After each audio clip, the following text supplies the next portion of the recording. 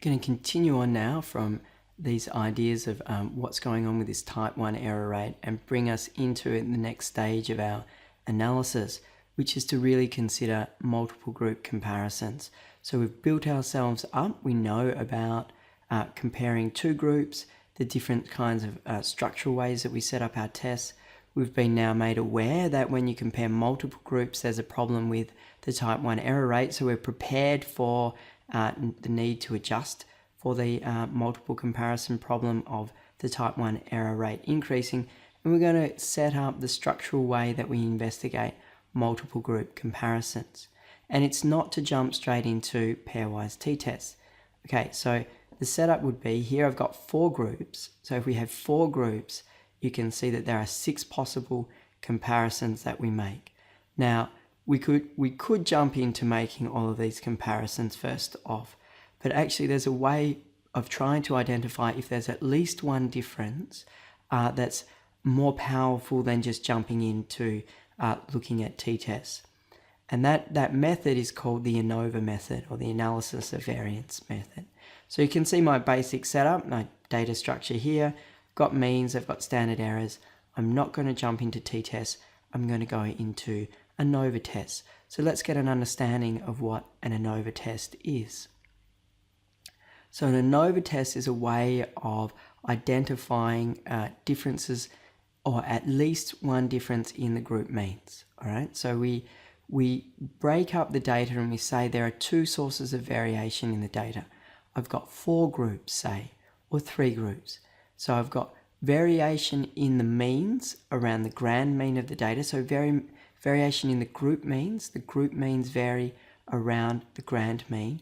And within each group, I've got variation. So I say that the total variation in the data can be decomposed into the variation within the groups and the variation between the groups, and between the groups and the grand mean. So the null hypothesis for our test is that all the group means are equal. So that really means that all of these samples are drawn from the same population. And my alternate is a little bit different to what we've had so far, but not too different. It is that at least one group mean is different. All right, because we've got multiple groups. So we need to change our language a little bit in that way. Now, we've seen this problem before with our t-test, in that there are 2 different formulas to use when we have unequal group variance. So similar to the way that we've approached the t-test, we're going to have an equal variance test sitting in there somewhere in the background. So let's have a look at my setup here. So my example here, I'm going to say I've got 4 groups. Okay, so here are my groups, and I'm going to want to be looking for differences in the groups. Usually we would have more data than just 3 in each group, but that's, it's hard for me to show. And what I'm going to do is I'm just going to nudge them off to the left, okay? So the data points were there, I'm just moving them off so we can see what happens with the observation. So I've got 3 in each group. There's no reason to move them off center, just so that we can see what's going on. So what I can do then is I've got 4 groups, and what I can think about is that I've got a grand mean, which is the average across all the data points, and then I've also got what I'm calling the group means. So if we look at our data, it looks something like this. We've got the yellow line, which is the average across all of the data. So I sum up all of the data points and I calculate the mean, and that's the yellow line. And within each group, I can also calculate the mean. So I've calculated the group mean for each of my 4 groups. Okay, now I've said there's 2 types of variation. So one type of variation is the variation between the group means and the grand mean. And if we're thinking of some kind of visual representation of this difference, you can see this guy here. The red lines are showing, the difference between the group means and the grand mean. And that could be seen as one measure of the variation between the group means and the grand mean, those vertical distances. We might square them. You can see that some of those distances are going to be positive and negative, so we're going to have to do something about that. But just get an idea, those vertical distances give some measure of how different the group means are from the grand mean. And then when we look at within each group, we can see that there is variability within the group. So that's my orange lines here. you can see that we look at the group mean, and then we see, well, how variable are the data points around the group mean? So we've got two sources of variation in the data. So we've got variation due to the group means, and we call this the between group variation. All right, so what is the between group variation?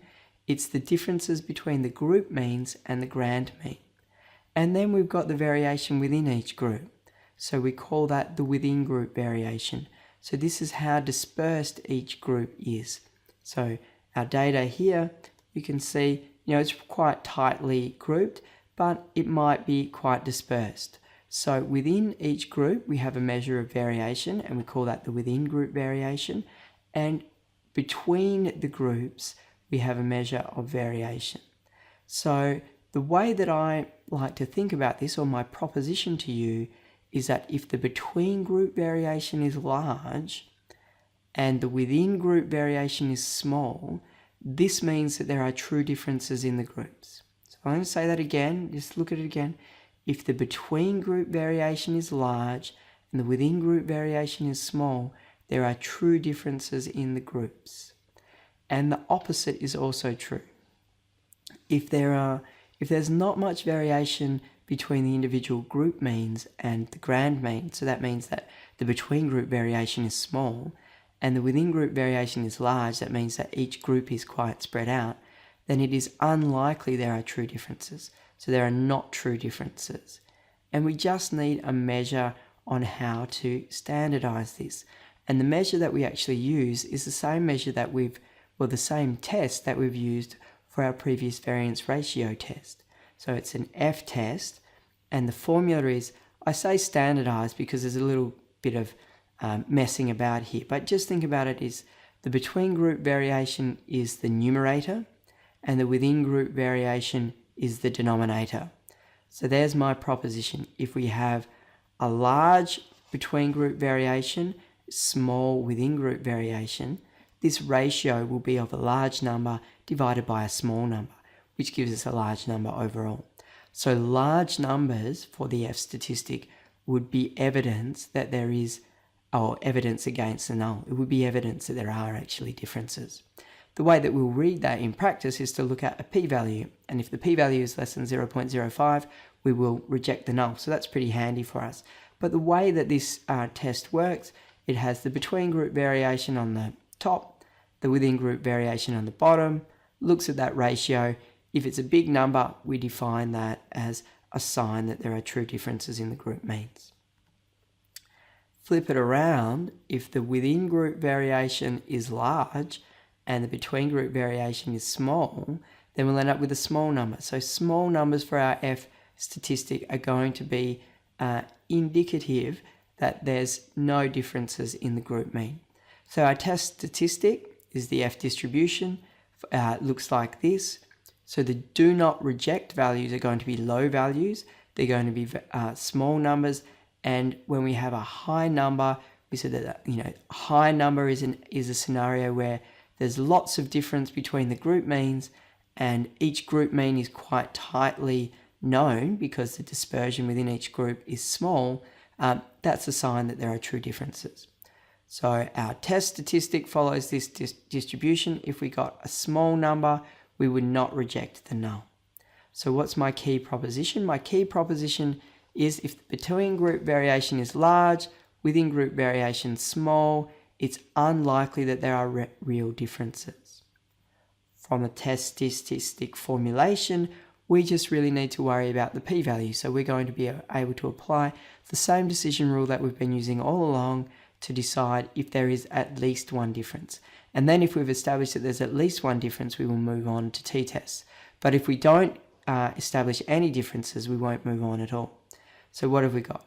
If the between group variation is large, so that would be illustrated by a scenario like this. Between group variation is quite large. The within group variation is small. So it means, what does the within group variation being quite small mean in practice? It means that you're quite certain that that's where the group means are around there. So the group means could be quite different, but if you weren't certain that that's where the means were, still not strong evidence. So here, within group variation is small, we're quite certain about where the data, the group means are. That's a sign that we have differences. If the between group variation is low and the within group variation is high, unlikely to be true differences. Where will we see that? We will see that when it comes out in the F statistic being small and our p-value not being different from 0. So what does that look like visually? We see here are my group means. They're bouncing around the grand mean. There's not a lot of variation in the group means. There's quite a bit of variation in the each within group variation. So that's going to be evidence that we would not reject the null. Okay, this is unlikely to be true differences. So the group means are pretty close to the grand mean, so that's not really strong evidence of any differences. And even after that, we're not really that precise in where those means are. So there's a fair bit of uncertainty about where the group means are. So that's not going to give us the conditions for strong evidence against the null. What is the null? The null is that there is no differences in the group means. The alternate is that at least one of the groups is different. All right, so now we've pretty much got a good handle, right? So we're looking at something like this, big differences around the group mean, pretty well defined within the groups. That's a sign that we have differences. Scenario like this, the group means don't vary that much around the grand mean. Within groups, fair bit of variation. This is not strong evidence against the null. Now, what do we need to know? Well, we need to know that there are two ANOVA formulas, just like there are two t-tests. So what do we have? Well, it's pretty straightforward. We just have a pre-test that we use. So there are many of these types of tests of variance or constant variance across the groups. One of the ones that is prepackaged in R is the Bartlett test. So that's the one that's easiest for us to use. No requirement to use that in overall, but it is easily accessible, so why not? The test looks at differences between the individual variances. It actually has its formula, uses some log formulations, but when you've got large differences between the individual group variances, in practice, that's evidence that there are differences. In the old days, before we had this, something we might do is we took the group with the smallest variance and the group with the largest variance, and we did a variance ratio test on those two groups. And we said, well, if at the extremes we've found a difference, that means that there's differences. This test is a little bit more sophisticated than just going highest variance group, lowest variance group, conduct a variance ratio test. But in reality, that's before we had other tests, that's what we did in practice. It follows a chi-squared distribution. The main thing for us to note is the decision rule is just the same. So when we have a p-value of less than 0.05, we reject the null of equal group variances. And that just means that, just like for the t-test, we have a setting that we put to unequal variance. And if the p-value is above 0.05, we do not reject the null. So we set the formula to use the equal variance formula. Okay. So what have we got going on here? We're going to say for this test, it's going to say, here are 3 possible samples. The question is, could they all be drawn from the same shape? So for any given sample, we know that they're not exactly the same, all right? So our Bartlett test is going to look at the samples and say, yes, we know that not all the samples are exactly the same. It's going to ask the question, could these 3 samples be drawn from a common population? So is the difference that we observe in the variance of each group really just due to sampling variation? Remember that no 2 samples are going to give us exactly the same variance because it's a squared scale. It's hard to keep track of exactly how different they are just looking at a number. So we have our formal tests. So do the 3 samples come with the same variance? So the mechanics of this, how does it work? Calculates each group variances. In practice, it compares the log differences. So, understanding our log things is very helpful for us, and it standardizes by the number of groups. So the more groups that are in there, it can take that into consideration as well. So much more sophisticated than just the simple variance ratio test on, the extreme values. Large numbers lead to rejection of the null, but we apply the p-value decision rule. So how are we going here? What are the practical steps that we need to follow? So practical steps for many groups. One, we're going to have a box plot. And I've changed this name here. It's a long format data is easier to plot. You'll see how that works in practice. So just like for the t-test, we have a plot. Then we have our variance ratio test equivalent, which is called the Bartlett test. Why do we do this? We do this so we know which formula to apply. And then only after we've done that, we go on to our ANOVA test. So here is an interesting stopping point or decision. So only if we reject the null do we go in and look at the comparisons. So sometimes we'll conduct the ANOVA and not reject the null. And when we don't reject the null, that's the end of the analysis.